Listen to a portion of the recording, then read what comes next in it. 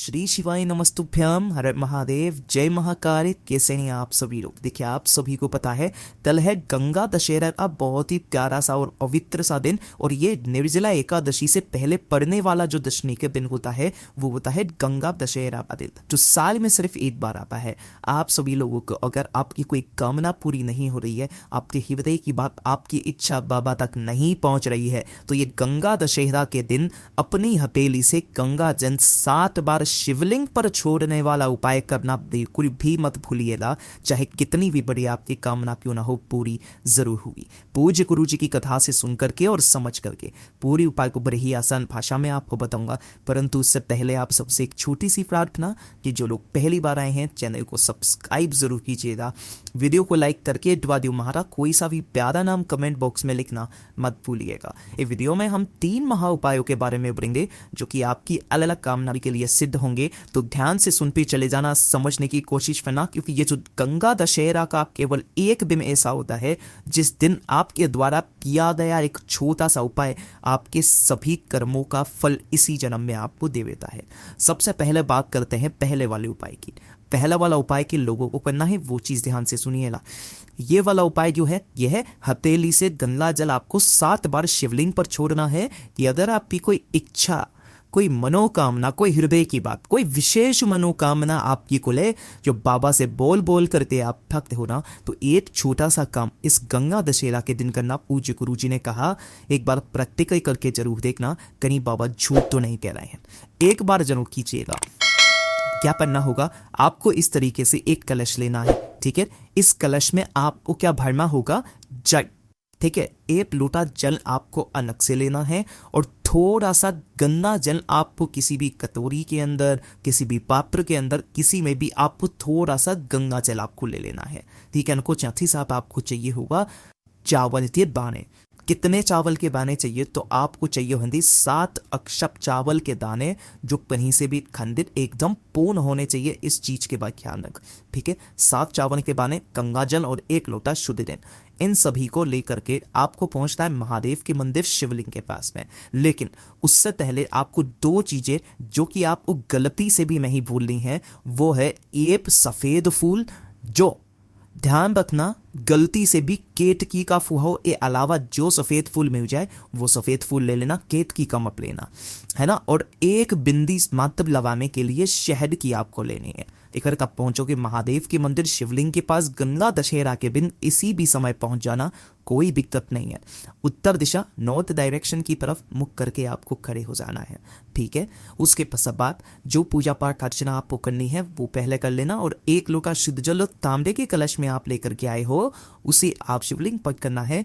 ओम नमः शिवाय, श्री शिवाय नमस्तुभ्यम का स्मरण करते हुए जब पूरा चल आप समर्पित कर देंगे, समर्पित कर देने के पश्चात आपने जो एक सफेद फूल लिया है, ध्यान रखना उस सफेद फूल के ऊपर शहद की 1 बिंदी आपको लगानी है। कहीं पर भी आप लगा दो, शहद की 1 बिंदी लगाना है ना। और अपनी कामना कह करके, ध्यान रखना, अपनी कामना तय करते। शिवलिंग का एक सबसे विशेष स्थान होता है जहां पर शिवलिंग जुड़ा हुआ रहता है, माता रानी का हस्तकमल कटी भाग। इस कटी आपको सफेद फूल को अपकामना कहते हुए समर्पित करना है। कटी भाग पर आपको सफेद फूल समर्पित करना है। फिर से बता रहा हूं, ध्यान से सुन लेना। उसके बाद आपको बैठ जाना है, अपने दाहिने हाथ की हथेली को आगे करना है। 1 चावल का दाना अपने दाहिने हाथ की हथेली पर रखना है, केवल 1। और इसके अंदर जो आपने गंगा जल लिया है, उस गंगा जल को आपको इसी वाली हथेली के ऊपर आपको डालना है थोड़ा सा, ठीक है। और ओम नमः शिवाय मंत्र का स्मरण करते हुए शिवलिंग पर छोड़ देना है। इस आपको 1 चावल का दाना अपनी हथेली पर रखना है, गंगा जल डालना है, ओम नमः शिवाय मंत्र का स्मरण करते हुए शिवलिंग पर ऐसे के ऐसे ही आपको 7 के 7 चावल ओम नमः शिवाय मंत्र का स्मरण करते हुए शिवलिंग पर समर्पित कर देना है गंगा जल के साथ में। 2 मिनट वहां पर बैठ करके महादेव से कामना करके, इच्छा बोल करके, ये भगवान मेरी बस केवल ये विशेष मनोकामना है, काफी समय से उपाय व्रत आपकी पूरे सच्चे मन से भक्ति कर रहा हूं या कर रही हूं, मेरी इस कामना को पूरा कीजिए। बस इतनी सी कामना बोल करके वापस घर की तरफ चली आ जाइएगा। पूज्य गुरु जी ने कहा महीना खत्म होने से पहले आपकी वो कामना पूरी जरूर होगी। पूज्य गुरु जी का बहुत अद्भुत और अचूक उपाय है, जरूर कीजिएगा। बात करते हैं दूसरे वाले उपाय की। दूसरा वाला उपाय किन लोगों को करना है वो चीज ध्यान से सुनिएगा। ये जो दूसरा वाला उपाय है मेरे उन सभी भाई बहनों के लिए है जिनके जीवन की समस्याएं खत्म होने का नाम नहीं ले रही है ना। समस्याओं पे समस्याएं आप ही चली जा रही है, एक के बाद एक दुख, एक के बाद एक तकलीफ, कष्ट, सफलता हासिल करके दे पेश नहीं पा रहे हो, नौकरी के लिए नौकरी नहीं लग रही है, जीवन में अथाह समस्या बनी हुई है, घर की समस्याएं आपके दिमाग में घूम रही है, बहुत ही ज़्यादा बेचैन रहते हो। एक छोटा सा काम गंगा दशहरा के दिन कर लीजिएगा। थोड़ा सा लेना होगा आपको लाल चंदन, ठीक है। लाल चंदन का कितना बड़ा महत्व होता है ये शायद मुझे बताने की ज़रूरत नहीं है। थोड़ा सा एक चुटकी आपको लाल चंदन घिस कर पे आपको ले लेना है। इसी के साथ में आपको लेना होगा एक चावल का दाना जो अक्षत होना चाहिए, पूर्ण होना चाहिए, कहीं से भी खंडित नहीं होना चाहिए। मैं यहाँ लिख भी देता हूँ, अक्षत यानी कि पूर्ण होना चाहिए, है ना। और थोड़ा सा ही लेना होगा आपको गंगा जल। अगर आपके प्रचुर मात्रा में गंगा जल है ना, तो आप पूरा लोहन ले। अगर नहीं है तो आप थोड़ा सा गंगा जल ले, एक कलश के अंदर डाल दें, है ना। और उस कलश के अंदर गंगा जल डाली करके इसे पूरा का पूरा अपने घर की शुद्ध जल से भर लें, है ना। इसके अंदर गंगा जल भर लिया, साथ ही साथ आप इसके अंदर अपने घर का शुद्ध चाय भर लेंगे, ठीक है। और जो आपने नाय चंदन लिया है उस नान चंदन को भी इधर डाल देना और एक चावल का दाना भी इसी के अंदर डाल देना। ये जो ओम कलश तैयार आपने किया है इसे लेकर के आपको गंगा दशहरा के दिन पहुंचना होगा देवादिदेव महादेव जी के मंदिर शिवलिंग के पास में। अगर आप मंदिर नहीं जा सकते हो तो अपने ही घर पर जो भी गमला है उसमें पार्थिव शिवलिंग का निर्माण करके भी, उसका पूजन करके भी इस वाले उपाय को कर सकते हैं। उत्तर दिशा की तरफ मुख करके और खड़े होना, दोनों है ना, कलश को अपने दोनों हाथों में लेना और शिवाय नमस्तुभ्यम पंचाक्षरी मंत्र या शलाक्षरी मंत्र का स्मरण करते हुए उस पूरे के पूरे जल को अवधूत के नाम से, नाम ध्यान दीजिएगा, अवधूतेश्वर महादेव के नाम से शिवलिंग पर समर्पित करना। जल समर्पित हो जाए, जितना भी जल जलाधारी से बहता बहता नीचे की तरफ आए, थोड़ा सा जल अपने दाहिने हथेली पर रोकना और अपने ऊपर छीप लेना। गंगा दशहरा का ये एकमात्र ऐसा उपाय है जो आप इस जीवन की सारी परेशानियों को खत्म करने की शक्ति रखता है। पूज्य गुरु जी का बहुत अद्भुत और अचूक उपाय है, जरूर कीजिएगा।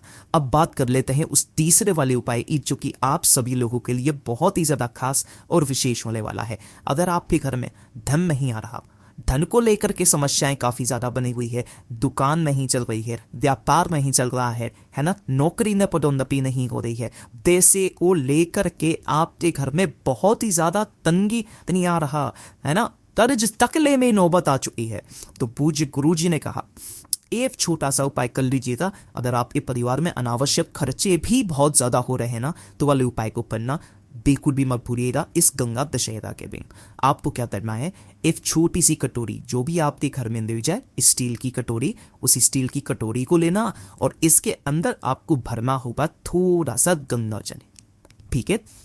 ज़्यादा नहीं, आधी कटोरी भर लेना, थोड़ा सा गंगा जल भर करके।